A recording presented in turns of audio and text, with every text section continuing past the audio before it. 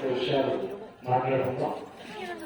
మన పొలమూరు గ్రామంలో చక్కగా అనేక గ్రామాలు మన చుట్టుపక్కల ఉన్నాయి. పొలమూరులో ఒక ప్రత్యేకత ఏంటంటే చాలా అద్భుతమైన కార్యక్రమాలు మన పొలమూరు గ్రామంలో జరుగుతూ ఉన్నాయి. అది మనం చేసుకున్నటువంటి పూర్వజన్మ సుకృతం. ఈ పొలమూరు లాంటి ఊళ్ళో పుట్టడం, ఈ పుణ్య కార్యక్రమంలో మనం కూడా పాల్గొనే అవకాశం మనకి కలగడం చాలా చాలా చాలా సుకృతం. మరి ఎందుకంటే మన ఊరిని పూర్వకాలం చిన్నకాశీ అని పిలిచేవారు. చిన్నకాశీకి అక్కో పేరు పుణ్యక్షేత్రం మన ఊరు, మన పొలమూరు.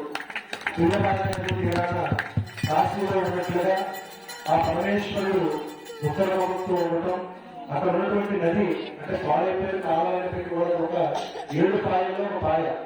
మరి అందరం కూడా మరి గురుకాలం అంటాం, కానీ దానికి కూడా ఒక కథ ఉంది.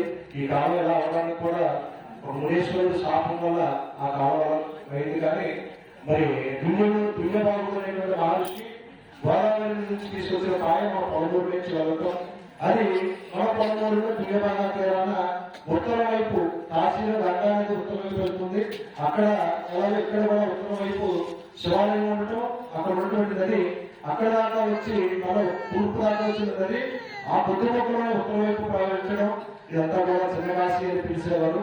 చాలా పవిత్రమైనటువంటి మరి ఈ రోజున సుబ్రహ్మణ్యేశ్వర షష్ఠి రోజున వేల మంది వెళ్ళి అక్కడ భక్తులు ఆ సుబ్రహ్మణ్యేశ్వర స్వామి వారిని అన్నటువంటి పరమేశ్వరుడిని కూడా ఆశీర్వాదం ఆ స్వామివారికి పూజలు అభిషేకాలు చేసుకుని అక్కడ ఉన్నటువంటి దేవతామూర్తుల యొక్క ఆశీర్వచనాలు పొందడం జరిగింది.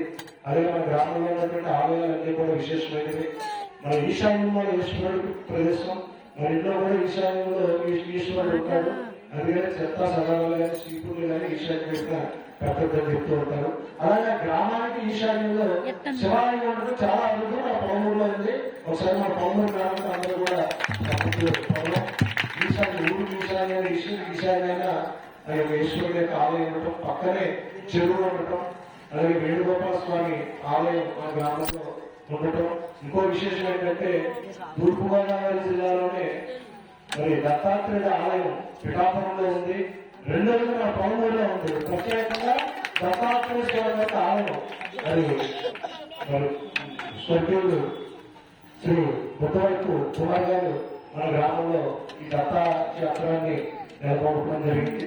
అలాగే శ్రీ దత్తనాథ సాయి ఆనందాత్మకం అని చెప్పి బాబావారి ఆలయాన్ని చాలా సుందరంగా నిర్మించి ఓటి దీపోత్సవ కార్యక్రమం అక్కడ చక్కగా ప్రతి కార్తీక మాసంలో కూడా మన ఊళ్ళో ఒక పండుగ వాతావరణంలో అక్కడ కార్యక్రమాలు జరగడం.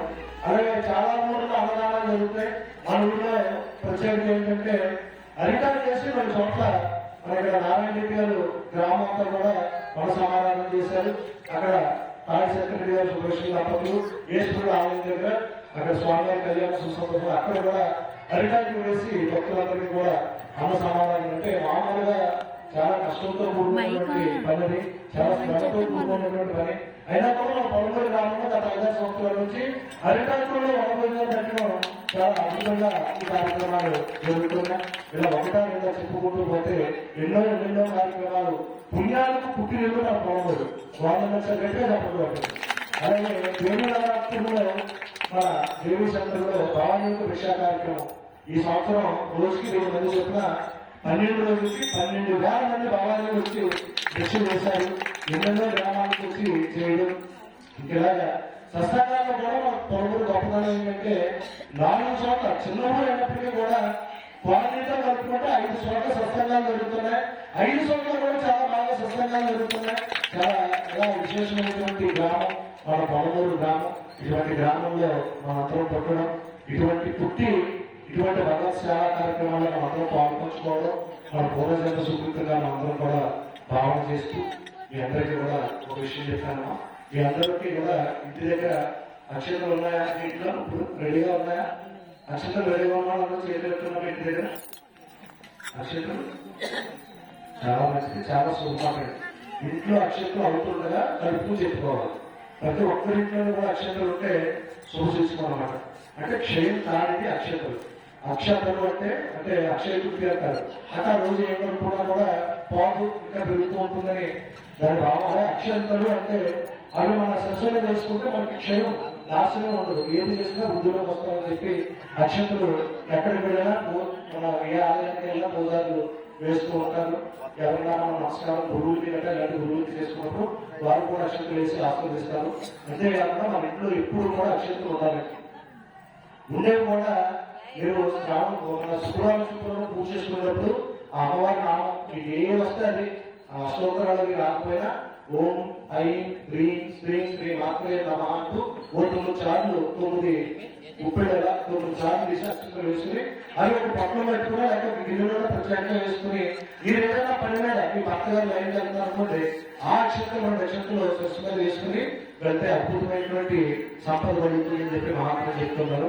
అందుకే అక్షంతలు ఇంట్లో ఉండాలి. పిల్లలు ఏదైనా పరీక్షలు వెళ్తున్నారు అనుకోండి, ఆ శుక్రవారం పూజ చేసిన అక్షంతలు ఏదో మాత్రం ఏవే రాకపోతే ఓం శ్రీ మహాలక్ష్మి దేవి అంటూ 9 సార్లు మీరు అక్షంతలు వెంకటేశ్వర ప్రత్యేకంగా డబ్బాలు వేసుకుని మీ పిల్లలు పరిచయాలు అక్షంతలు వేసుకోవచ్చు. మీరు ఏదైనా శుభకార్యానికి ఏదైనా పెళ్లికో శుభకార్యకో బట్టలు కొనడానికి వెళ్తారు అలాంటప్పుడు ఆ అక్షంతలు ఉండేసి ఇప్పుడు ఉండాలి ఇంట్లో. అక్షంతలు ఇది ఒక రహస్యం. ఈ రోజు మార్గశిర మాసంలో ఈ రహస్యానికి అందరికీ కూడా తెలియజేయడం జరుగుతుంది. కాబట్టి ప్రతి ఒక్కరింట్లో అక్షంతలు అవుతుండగా కలుపుకు దగ్గర పెట్టుకోవాలి. అలాగే పూజ చేసిన అక్షంతలు కూడా సిద్ధంగా ఉంచుకుని ఏదైనా కార్యక్రమం మీద బయటకు వెళ్ళేటప్పుడు తప్పనిసరిగా ఈ యొక్క సరస్సు మీద వేసుకుని వెళ్తే దిగ్విజయంగా ఆ యొక్క కార్యక్రమం పూర్తవుతుందని చెప్పి మహాత్ములు తెలియజేస్తూ ఉన్నారు. శ్రీ ఆదిపరాశక్తికి ఇంకొక ఇది మార్గశిర మాసం. ఈ మార్గశిర మాసం అంటేనే ఎవరికి పూజ చేయాలంటే ఈ మార్గశిర మాసంలో మార్గశిర గురువారం వ్రతం, లక్ష్మీవారి వ్రతం అని చెప్పి ఒక వ్రతం ఉంటుంది. అన్ని నెలల్లో కూడా అన్ని పూజలు అన్ని వ్రతాలు చేసుకుంటూ ఉంటాం. కానీ చాలా అరుదుగా తక్కువ మంది ఈ లోపల వస్తుంటూ ఉంటారు. మార్గశిర లక్ష్మి వ్రతం, ఈ యొక్క వ్రతం చాలా అద్భుతమైనటువంటి శక్తి ఇచ్చేటువంటి వ్రతం, చాలా ఐశ్వర్యాన్ని కలిగించేటువంటి వ్రతం. ఈ వ్రతం చిన్న కథ ఉంది, అది మనందరం కూడా తెలియజేసుకుంటాం. అవకాశం ఉంటే ఇంకా 3 వారాలు ఉన్నాయి కాబట్టి మరి ఎవరికైనా అవకాశం ఉందని ఇంటికి ఈ వ్రతం చేసుకోవచ్చు. మనం యథావిధిగా లక్ష్మీదేవిని పూజించడమే ఈ వ్రత లక్ష్యం. మరి మనం ఎప్పుడైతే శ్రావణ శుక్రవారంలో అమ్మవారికి ఎలా పూజ చేసుకుంటామో అలాగే అంటే అన్ని రకాల పిండి వంటలు, అన్ని రకాల పుష్పాలు పత్రులు లేకపోయినా కూడా ఈ వ్రతాన్ని సింపుల్గా కూడా ఈ వరలక్ష్మీదేవి వ్రతాన్ని మార్గశిర మాసంలో మార్గశిర లక్ష్మీవారి వ్రతంగా చేసుకోవచ్చు. పూర్వకాలం కళింగ దేశంలో ఒక బ్రాహ్మణుడికి ఒక సంతానం సుశీల అనేటువంటి పాపతో భార్య భర్త ఆ పాపతో సుఖంగా ఉండేవారు. మరి పూర్వజన్మ కర్మ వలన ఆ పాప చిన్న వయసులోనే తల్లి చనిపోవడం జరిగింది. తల్లి చనిపోతుండగా కొన్ని రోజులు అయిన తర్వాత ఆయన బ్రాహ్మణుడు పోషించడానికి వేరే కార్యక్రమాలకి ఆయన బయటకు బట్టి ఇంటికి వచ్చేసరికి పిల్లలు చూసుకోవడానికి ఇంటిని చంపడంలో వెళ్ళాలి కావాలి కాబట్టి మళ్ళా తన వివాహం ఆయన చేసుకున్నాడు. ఎప్పుడైనా సరే బాగా వింటామా వేరే వివాహం చేసుకుంటుండగానే ఇంకొక ఆమె ఆ గృహంలో వచ్చిన తర్వాత ముందు భాగా సంతానాన్ని చాలా చక్కగా చూడాలి. ఎవరైనా సరే ముందు భాగా సంతానాన్ని బాధపడుతూ మనం చూస్తూనే ఎన్నెన్నో తరాల నుంచి చూస్తున్నాం. అలాగే ఆ సౌతికలు వచ్చిన దాని నుంచి కూడా ఈ శిష్యులు అనేటువంటి పాప పూర్వజన్మ సుఖంలో చిన్నప్పటి నుంచి భక్తి పడ్డారు. బాగా భక్తులు కొంతమందికి పూర్వజన్మ నుంచి ఆ వాసన ఉండిపోయి చిన్నప్పటి నుంచి కూడా భక్తి కలిగి ఉంటారు. మరి ఈ రోజు 60 సంవత్సరం మానంటే ఆయన ఏ 12 సంవత్సరం నుంచి మొదలెట్టుకుంటారు మానేక్ష. మరి చూడండి, అలాగే చిన్న వయసులోనే ఆ సుశీల అనే అమ్మాయి చాలా భక్తి పడ్డాడు. సరే సౌతికలు వచ్చింది, సౌతికలు వస్తేనే కష్టాలు మొదలవుతాయి. అలాగే మా పాపని సుశీల అనేటువంటి అమ్మాయిని బాగా పెడుతూ కొడుతూ తిడుతూ ఉండగా వారికి కూడా ఆ రెండో వారికి కూడా ఒక బాబు పాప పుట్టాడు. పుడితే ఆ పిల్లలు బాగా చూసుకోవడం, ఈ పిల్లలు బాగా చూడకపోవడం ఇది అందరికీ తెలిసిన విషయం. ఏంటంటే ఆ స్వార్థం ఉండకూడదు.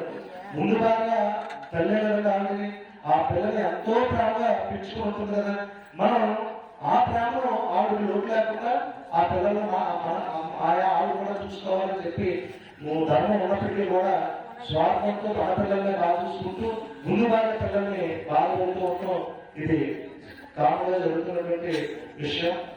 అలా పిల్ల పెద్దగా పెరుగుతూ ఉంది. ఈ లోపల ఆవిడ 2వ భార్య వచ్చిన ఆవిడ ఈ లక్ష్మణ వ్రతం చేస్తూ ఉండేదట. మార్గశిర లక్ష్మణ వ్రతం చేసుకునేదట. ఈ పిల్ల చూసేదట.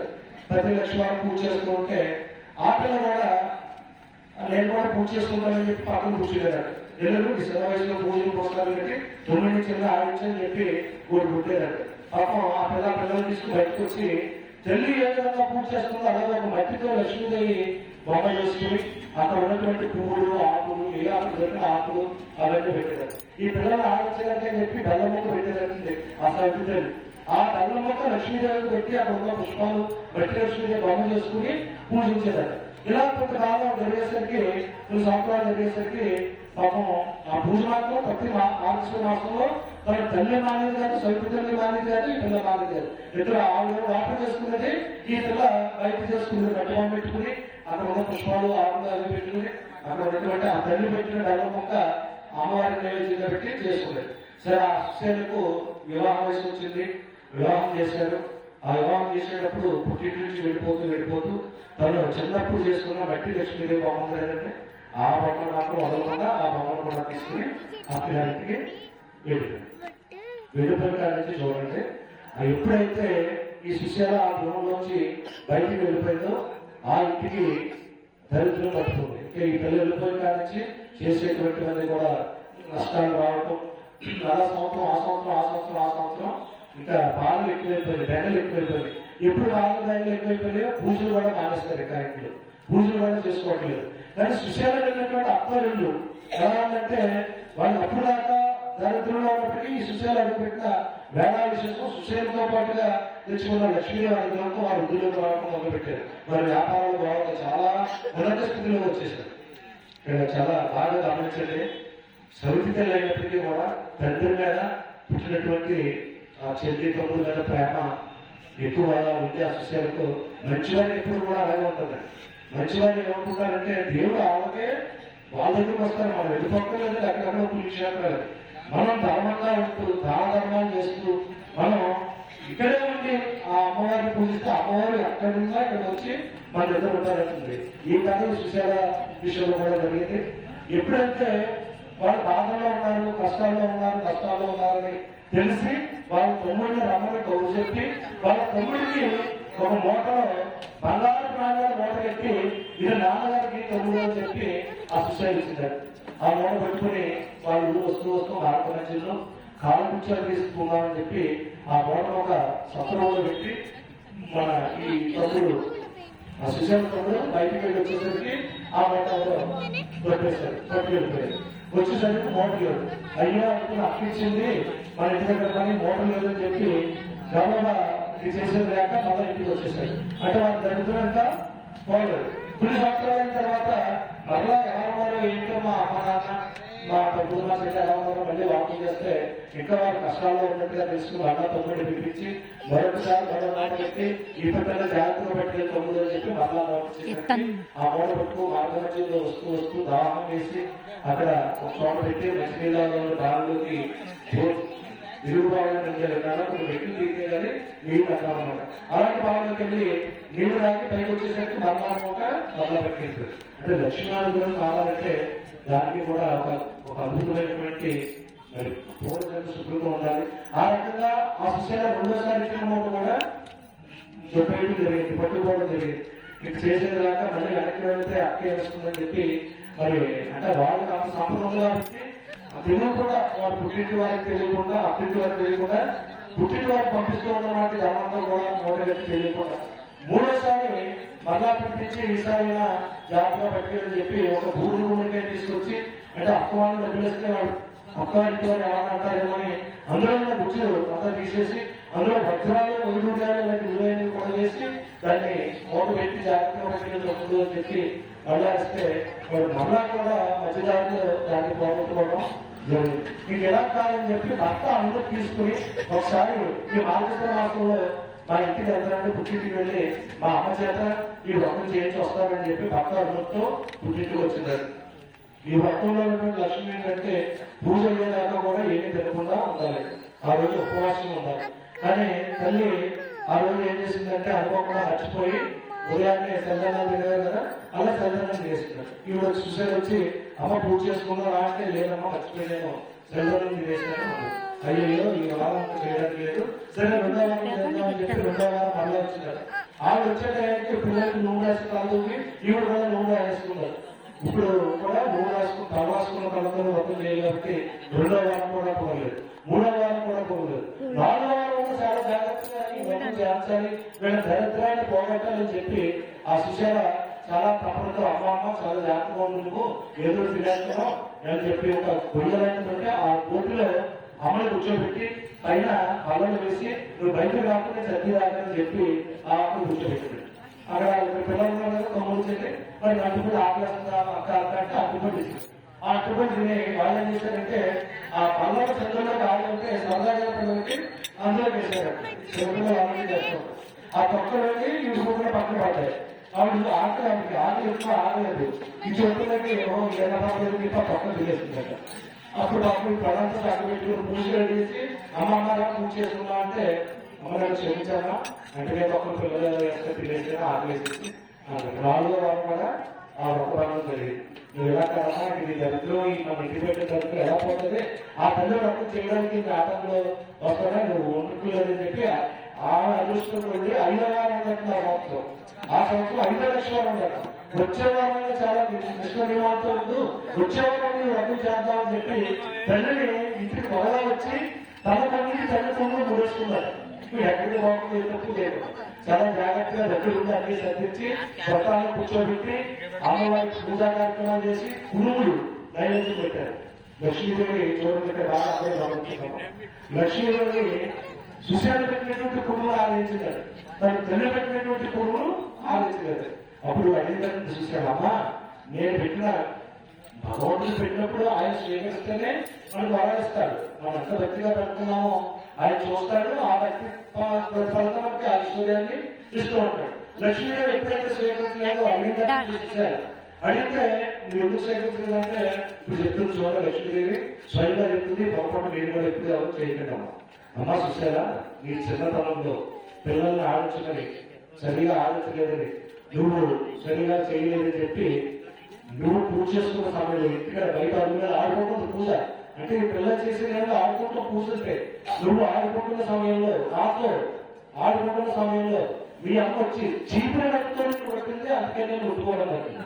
బాగా ఉన్నా చీపురు గట్టతో పిల్లల్ని ఎప్పుడు ఎవరు కొట్టగలమ్మా. కొట్టే లక్ష్మి అది ఆగ్రహానికి గురవుతారు, మన ఐశ్వర్యం వారు. ఇప్పుడు వరకు ఎవరైనా అవార్డు తప్పు చేసుకుంటే అమ్మవారిని క్షమించమని కోరుకున్నాం. ఎందుకంటే చీపురు గట్టతో నేను కొట్టింది అమ్మ, అందుకనే నేను ఆవిడ పెట్టిన ప్రసాదం తిరగలేదు, ఈ గట్టలో రావడానికి కారణం కూడా అదే చెప్పింది. అప్పుడు అమ్మ క్షమించలేదు, దేవుడిగా చేసినటువంటి పొరపాట్లు మన్నించలేదు అని చెప్పి సుశీల తన తల్లితో కూడా నమస్కారం చేయించి క్షమాపణ కోరుకుంటే అప్పుడు అనుగ్రహించి ఆ తల్లి పెట్టినటువంటి ఆ గురువులను కూడా ఆ తల్లి ఆరోగ్యం అక్కడి నుంచి వారికి అద్భుతమైనటువంటి ఐశ్వర్యం అష్ట ఐశ్వర్యాలు కారణం ముందులోకి రావడం జరిగింది. ఇది మార్గశిర మాసం లక్ష్మీవారం వ్రతం అమ్మవారికి లక్ష్మీ వ్రతాన్ని అవకాశం ఉన్నారు. ఒక రోజు ఈ 5 వారాలను ఒక రోజు చేసుకున్నారు.